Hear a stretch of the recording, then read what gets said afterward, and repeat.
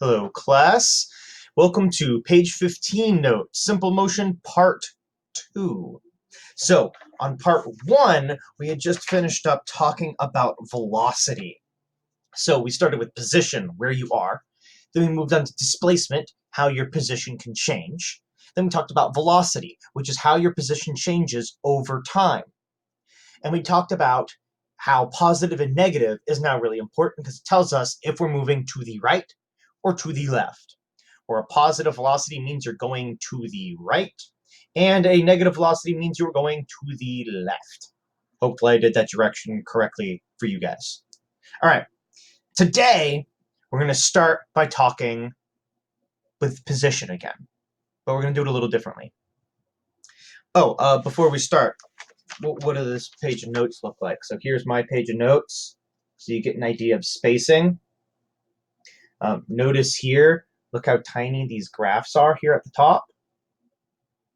That's because we don't need really, really big graphs. They can just be sketches. Oh, wait, that was yesterday's notes. Should probably show you today's notes. Ha! Here, now you can see what I'm talking about. Look at those graphs.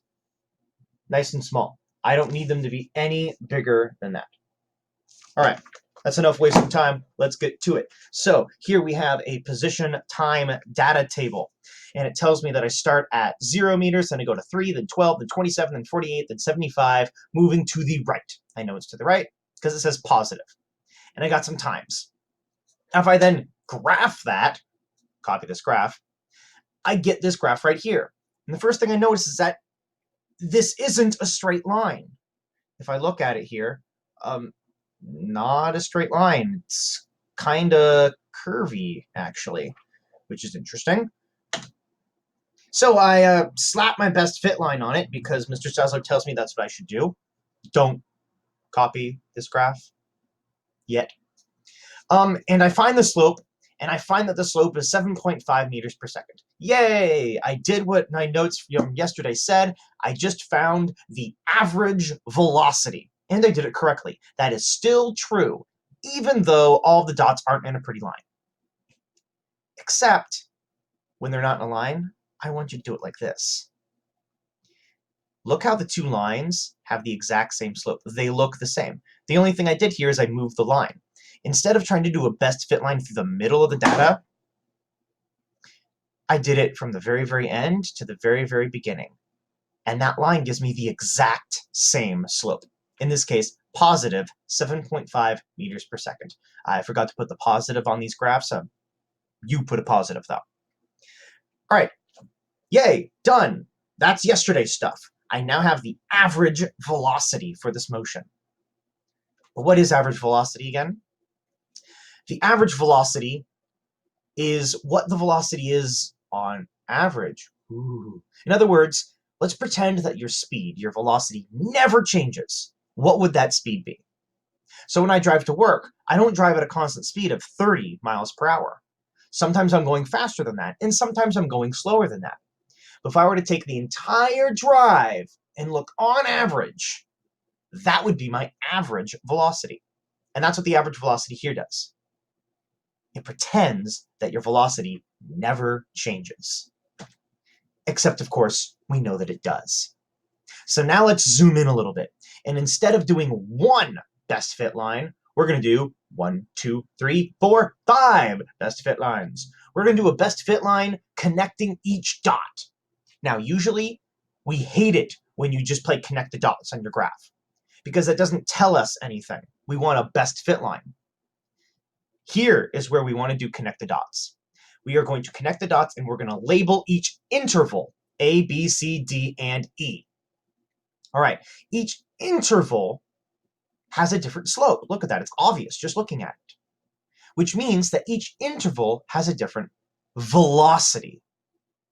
Interesting. So I can tell just by looking at my graph that I'm getting faster.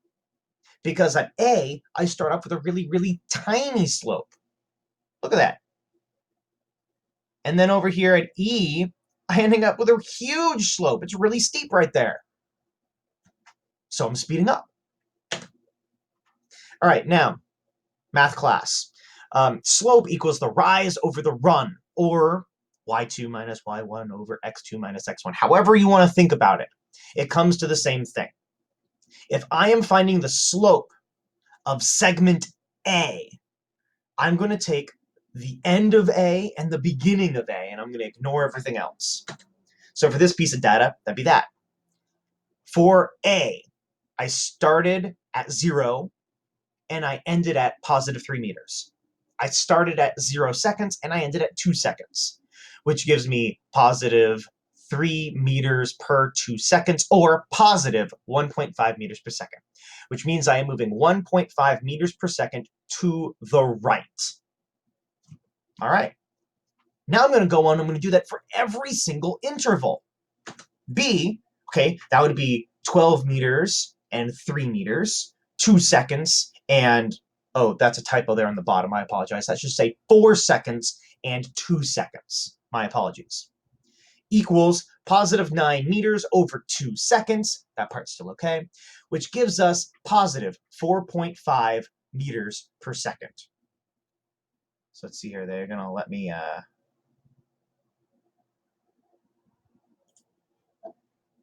This, ignore that. That should be 4 seconds and 2 seconds. Okay, now, if I did that for every single interval, I would get these velocities, which shows me that interval A, I'm going positive 1.5, then positive 4.5, positive 7.5, positive 10.5, positive 13.5. When am I going those speeds is the question. Well, for the 1.5, I'm going that speed between 0 seconds and 2 seconds.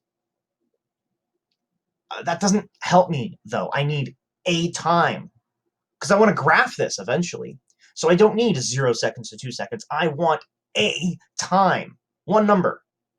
So what I'm going to do is I'm going to go 0 to 2, and I'm going to find the middle. And the middle of 0 and 2 is 1. Ooh. The middle of 2 and 4 is 3. And then 5, and then 7, and then 9. And that's where these numbers come from.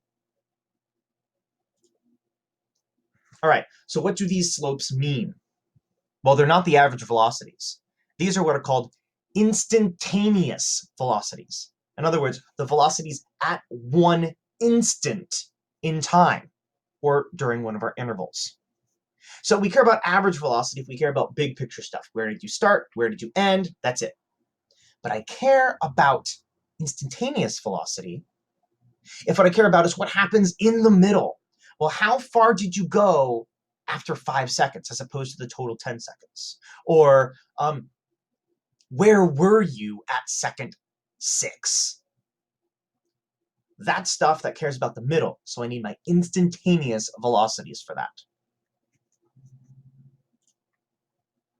So now we can graph that velocity versus time. All right, and ooh, look at this. When I graph my velocity versus time, I end up with a line that I can find the slope of.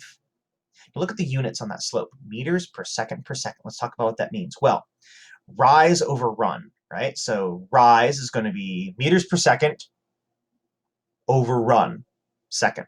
So meters per second over second, meters per second per second. That's what that means. So what is that slope? What does it tell us? It tells us the acceleration, where velocity is how the position is changing with time. Acceleration is how the velocity is changing with time and in what direction. So a positive 1.5 meter per second acceleration means the velocity changes by positive 1.5 meters per second every second.